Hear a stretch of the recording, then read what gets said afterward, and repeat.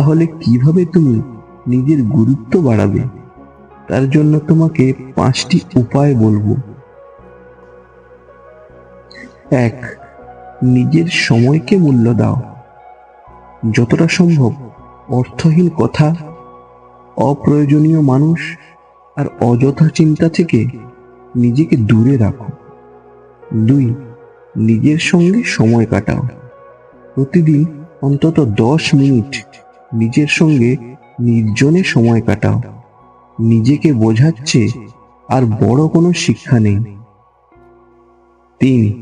না বলতে শেখো। যেখানে তোমার মনের শান্তি হারায়, সেখানে না বলাটাই হলো নিজের প্রতি সম্মান। তাই অপ্রয়োজনীয় জায়গায় না বলতে শেখো। 4. নিজের সফলতাকে ছোট করে দেখো না। প্রতিটি ছোট সফলতাও উদযাপন করো। এই অভ্যাসই তোমার আত্মসম্মানকে দৃঢ় করবে। 5.